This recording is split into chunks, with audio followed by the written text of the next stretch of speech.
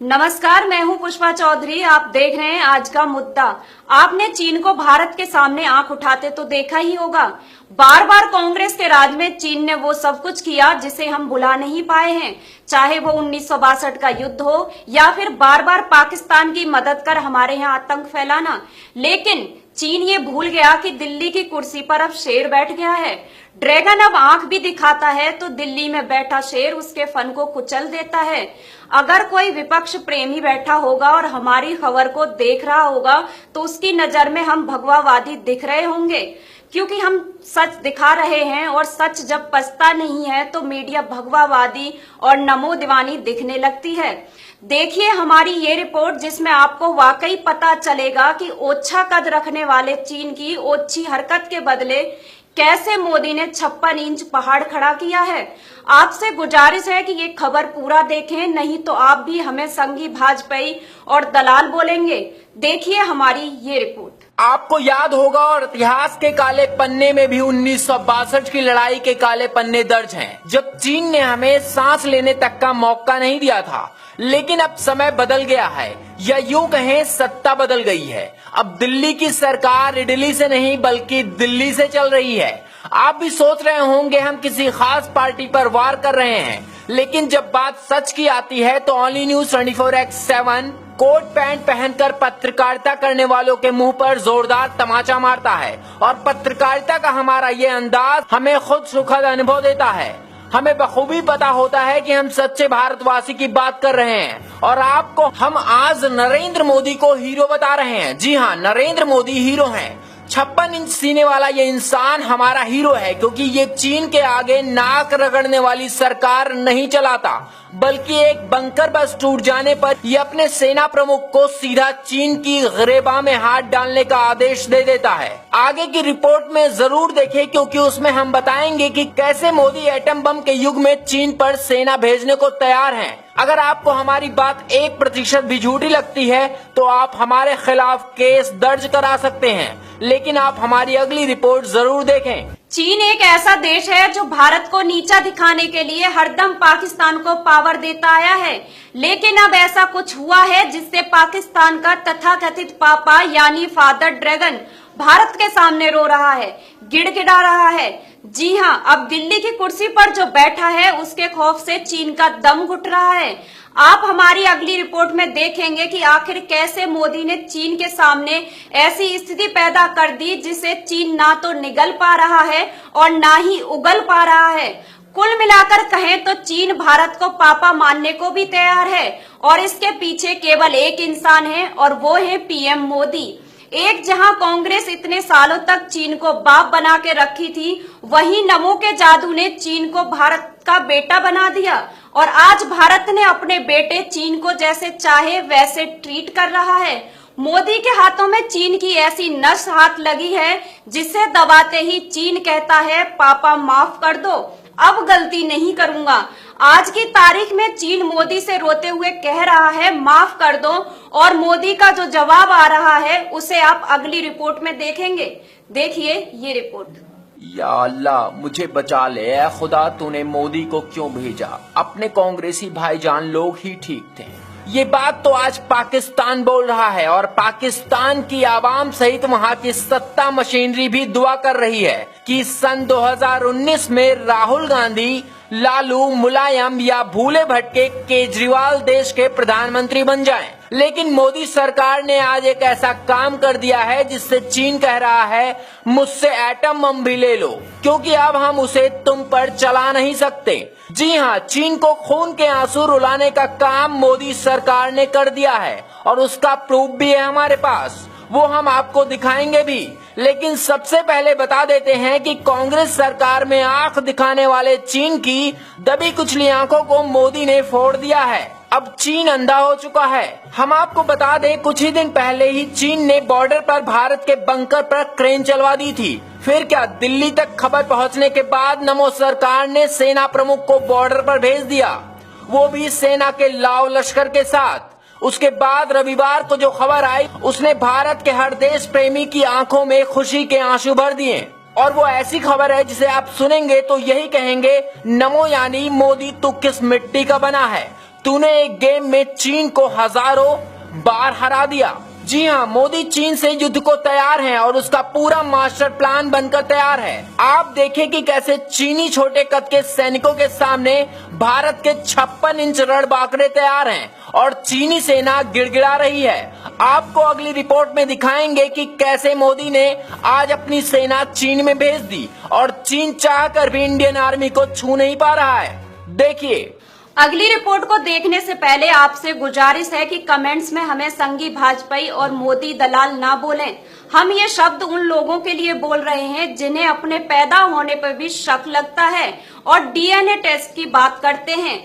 हमारी इस स्क्रिप्ट में आपको गुस्सा दिख सकता है, लेकिन यहाँ भी हम गुस्सा नहीं कर रहे हैं बल्कि सच की तह तक जा रहे हैं।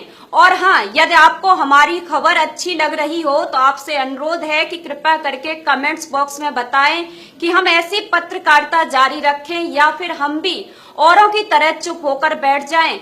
चलिए अब हम आपको दिखाते हैं कि कैसे भारत की सेना मोदी के इशारे और अजीत डोभाल की नीति पर आगे बढ़ी है और चीन से युद्ध के लिए कमर कसकर तैयार है। और हम ये भी क्लियर करना चाहते हैं कि ये सिर्फ युद्ध की तैयारी नहीं है बल्कि युद्ध शुरू भी हो चुका है। देखिए ये रिपोर्ट। अब हम आपको जो जानकारी देने जा रहे हैं उसके बाद आपके दिल में सन 14 के बाद से आई सरकार पर गर्व महसूस होगा और आप भी नमो नमो करते नजर आए तो अपने आप को आप मोदी भक्त नहीं बल्कि देशभक्त कहें। जी हाँ, वाकई ये खबर कुछ ऐसी ही है। भारत ने सिक्किम के पास से एक इलाके में अपनी स्थिति को मजबूत करने के लिए और अधिक सैनिकों को नॉन कॉम्बैटिव मोड में लगाया है, जहां करीब 1 महीने से भारतीय सैनिकों का चीनी जवानों के साथ गतिरोध बना हुआ है और यह दोनों सेनाओं के बीच 1962 के बाद से सबसे लंबा इस तरह का गतिरोध है। चीन की पीपुल्स लिबरेशन आर्मी यानी PLA द्वारा भारत के 2 बंकरों को तबाह किए जाने और आक्रामक चालें अपनाए जाने के बाद भारत ने और अधिक सैनिकों को लगाया है। गैर लड़ाकू मोड या नॉन कॉम्बैटिव मोड में बंदूक की नाल को जमीन की ओर रखा जाता है। दोनों देशों की सेनाओं के बीच गतिरोध से पहले के घटनाक्रम का पहली बार ब्यौरा देते हुए सूत्रों ने कहा कि PLA ने गत 1 जून को भारतीय सेना से डोका लाके लॉल्टेन में 2012 में स्थापित 2 बंकरों को हटाने को कहा था, जो चंबी घाटी के पास भारत भूटान तिब्बत ट्रांजैक्शन के कोने में पड़ते हैं। कई साल से इस क्षेत्र में गश्त कर रहे भारतीय सेना ने 2012 में फैसला किया था कि वह भूटान चीन सीमा पर सुरक्षा मुहैया कराने के साथ ही पीछे से मदद के लिए 2 बंकरों को तैयार रखा जाएगा। सूत्रों ने कहा कि भारतीय सेना के अग्रिम मोर्चे ने उत्तर बंगाल में सुकना स्थित 33 कोर मुख्यालय को चीन द्वारा बंकरों को दी गई चेतावनी के बारे में सूचित किया था। हालांकि सूत्रों ने कहा कि 6 जून की रात को 2 चीनी बुलडोजर ने बंकरों को तबाह कर दिया और दावा किया कि यह इलाका चीन का है और भारत या भूटान का इस पर कोई अधिकार नहीं है। उन्होंने कहा कि तैनात भारतीय सैनिकों ने चीनी जवान और मशीनों को इलाकों में घुसपैठ करने और अधिक नुकसान पहुंचाने से रोक दिया।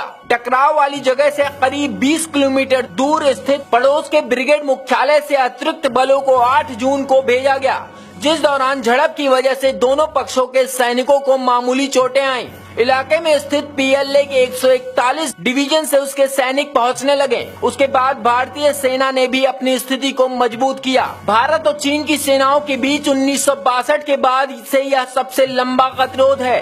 पिछली बार 2013 में 21 दिन तक गतिरोध की स्थिति बनी थी, जब जम्मू कश्मीर के लद्दाख में दौलत बेग ओल्टी क्षेत्र में चीनी सैनिकों ने भारतीय सीमा में 30 किलोमीटर अंदर डेपसांग पेलेंसी तक प्रवेश कर लिया था और इसे अपनी शिनजियांग प्रांत का हिस्सा होने का दावा किया था।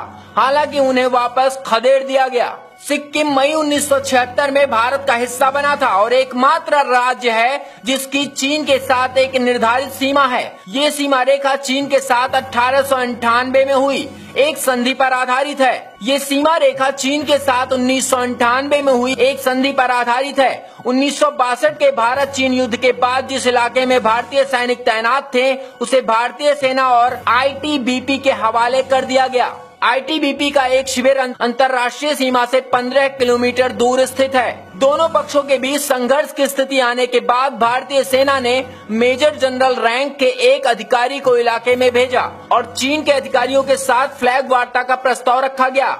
चीन ने भारत की तरफ से ऐसे 2 आग्रहों को खारिज कर दिया, लेकिन बैठक की तीसरी पेशकश को स्वीकार कर लिया गया। इस बैठक में चीन की सेना ने भारतीय फौज से लालटेन इलाके में अपने जवानों को वापस बुलाने को कहा, जो डोकाला में पड़ता है।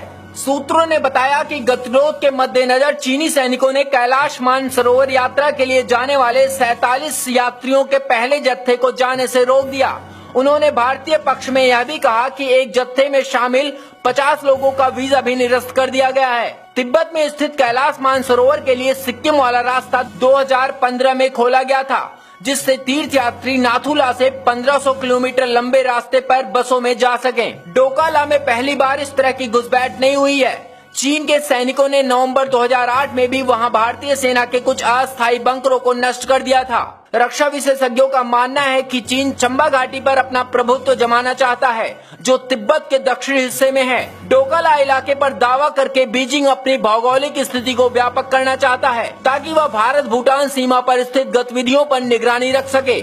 चीन ने भारत पर कूटनीतिक दबाव भी बढ़ाया है और सिक्किम क्षेत्र में भारतीय सैनिक द्वारा कथित रूप से सीमा पार करने को लेकर विरोध दर्ज कराया है। हम आपको बता दें कि डोकाला उस क्षेत्र का भारतीय नाम है जिसे भूटान डोकालम कहता है। वहीं चीन इसे डोगलांग क्षेत्र का हिस्सा होने का दावा करता है। वीडियो एडिटर पुष्पांजलि दास के साथ Saurabh Mishra, only news 24x7 team, Delhi. तो देखा आपने, नमो सरकार किस तरह से तैयार है। अब इस खबर को देखने के बाद यदि कुछ लोग हमें संघी और मोदी भक्त बोलेंगे तो हमें कोई फर्क नहीं पड़ेगा। ओनली न्यूज का काम है सच की तह तक जाना, तो हम जा रहे हैं। और उन लोगों से जिन्हें ये खबर पसंद आई है, उनसे गुजारिश है कि कृपया करके इस खबर को जरूर शेयर करें, क्योंकि यदि आप इस खबर को शेयर करेंगे तो सन 2019 में भारत में एक ऐसी मजबूत सरकार का गठन होगा जिसे देखकर विरोधी खत्म हो जाएंगे। उसके बाद विरोध के लिए सिर्फ और सिर्फ चीन और पाकिस्तान जैसे दुश्मन देश ही रह जाएंगे, जिसको खत्म करने की रणनीति आज से ही शुरू हो चुकी है। तो जाते जाते आपसे अनुरोध है कि कमेंट्स में बताएं कि आपको हमारी खबर कैसी लगी, और हाँ, बेल आइकन पर क्लिक करें और हमारा चैनल भी अभी सब्सक्राइब करें और बने रहें हमारे साथ। ओनली न्यूज 24x7 सच की तह तक।